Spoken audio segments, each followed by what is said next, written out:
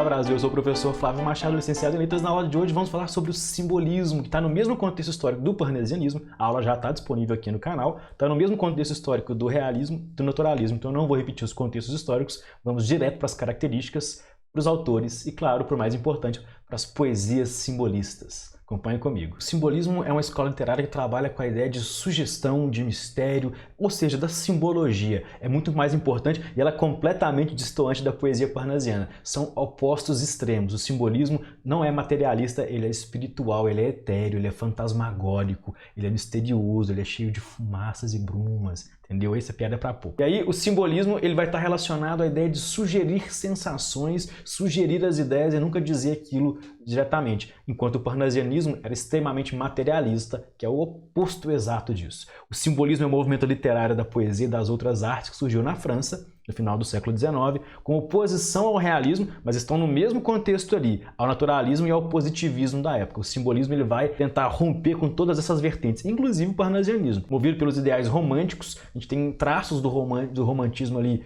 principalmente da segunda geração, presentes no simbolismo, estendendo suas raízes à literatura, aos palcos teatrais e às artes plásticas. A gente, em especial aqui no canal, vai falar da poesia, aí todo esse contexto histórico ou a relação com as artes, os professores de cada matéria, pintura, etc., vão esmiuçar com mais detalhes com você. Então, o seu professor de história vai falar aí desse período histórico, o professor de arte vai falar das pinturas com mais detalhes. Então, acompanha comigo para a gente entender como é que funciona a poesia, principalmente a poesia simbolista. No simbolismo, a gente vai ter um fenômeno, então, sobre a sugestão e o simbólico. Sugerir, como eu disse antes, é o mais importante. Quais são as características de uma poesia simbolista?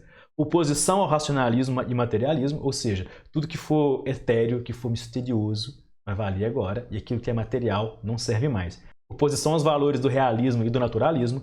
Sugestão como foco central da poesia. Sugerir principalmente sensações. Lembra das sinestesias, né?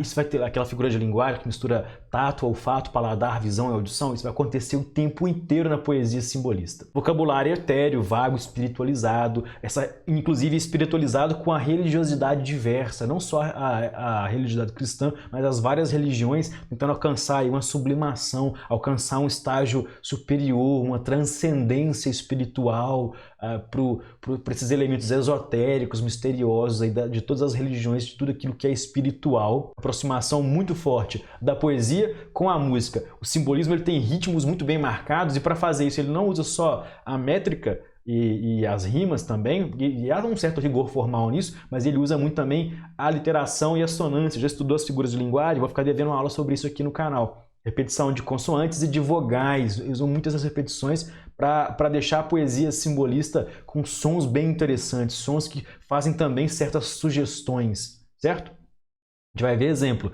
E claro, tudo aquilo que for misterioso, e nesse mistério envolve-se um pouco de sensualidade também, que é percebida, e isso vem lá da segunda geração do romantismo, perfeito? Antíteses e oposições, porque a gente vai ter religiões diversas degladiando-se através da tentativa de transcendência, perfeito? E claro, convivendo no mesmo ambiente, a gente falando de antíteses e oposições, luz e sombra, por exemplo, isso é muito comum na poesia simbolista. O autor mais importante pra gente no Brasil é o Cruz de Souza, ele tá com a imagenzinha aí no fundo, ele parece o Ed Murphy, compara no Google depois para você ver.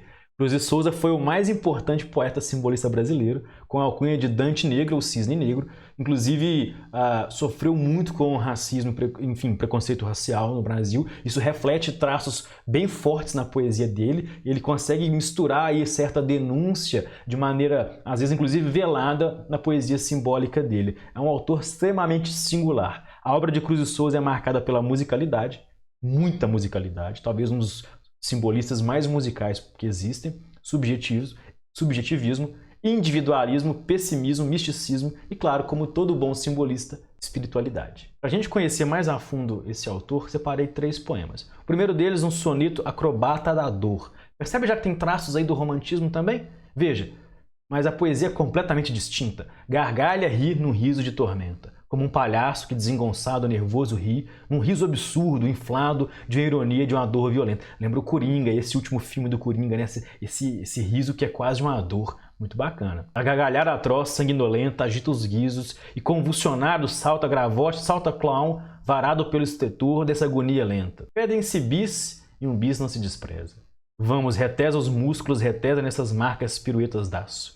Embora caia sobre o chão, fremente, afogado em teu sangue estuoso e quente, ri, coração, tristíssimo palhaço. Então, no fundo aqui, o coração dele, que é esse palhaço que ri, um riso irônico, um riso agonizante. Poesia muito forte e muito interessante, com maestria, produzida por Cruz e Souza. Outro poema muito conhecido, separei apenas um fragmento porque ele é muito grande, é o Antífona. É mais fácil perceber as características simbolistas nessa poesia. Veja as sinestesias, o uso da cor branca, que é algo muito marcante no Cruz e Souza em especial, e claro, a literação e a sonância, o ritmo, a sugestão de sensações, tato, olfato, visão, paladar. Veja, ó, formas alvas, brancas, formas claras. Isso já foi alvo de questão do Enem, inclusive, o fato de ele ter sofrido tanto preconceito e materializar isso através desse uso exagerado de formas brancas, de luares, de neves, de neblinas, ó, formas vagas, fluidas, cristalinas, incensos dos turbilhos das aras. Veja quantas sensações a gente tem misturada.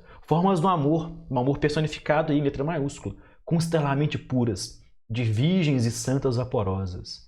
Veja essas fumaças, esses vapores, brilhos errantes, mares das frescuras e dolências de lírios e de rosa. Então a gente tem aí visões, sensações, o olfato, agora a audição, indefiníveis músicas supremas, harmonias da cor e do perfume. Então a gente tem aqui o som, a visão da cor e o perfume, que enfim, o cheiro. Então a gente está misturando aí vários sentidos. Horas do ocaso, naquele pôr do sol, trêmulas extremas, réquiem do sol que a dor da luz resume.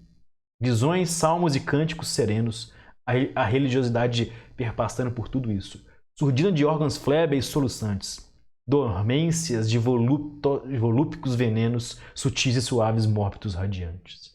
Muito forte. Agora, entender isto é outros carnavais. Eu não entendi nada, mas eu consigo perceber as sensações simbólicas que estão nesse poema. Último, para encerrarmos, um poema também muito famoso dele, Violões que Choram, do Cruz e Souza, também, claro, apenas um fragmento, esse em especial para mostrar a aliteração na letra V. Peguei o inicinho e peguei um pedaço do finalzinho. Plangentes violões dormentes, mornos, soluços ao ar, choros ao vento.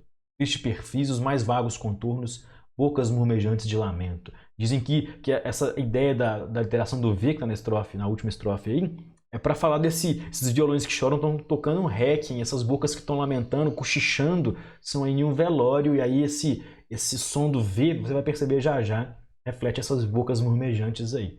Noites de além remotas que eu recordo, noites da solidão, noites remotas, que nos azuis da fantasia bordo, vou constelando de visões ignotas. Perceba agora a literação do V. Vozes veladas, veludosas vozes, volúpia dos violões, vozes veladas. Vagam nos velhos vórtices velozes, os ventos vivas vã, vulcanizadas. Tudo nas cordas dos violões ecoa e vibra e se contorce no ar convulso. Tudo na noite, tudo clama e voa sob a febril agitação de um pulso. Excelente, muito bem construído também e muito simbólico, muito sugestivo. Esse já, para mim, mais palpável, mais compreensível dos três poemas que a gente leu hoje. Se você assistiu a aula até aqui, gostou do conteúdo, não deixa de se inscrever no canal, dá um like no vídeo, isso me faz ficar muito satisfeito em produzir conteúdo genuíno de qualidade. E é claro, como sempre, bons estudos. Até a próxima aula, a gente continua agora com o contexto histórico do pré-modernismo. Obrigado, valeu, até mais.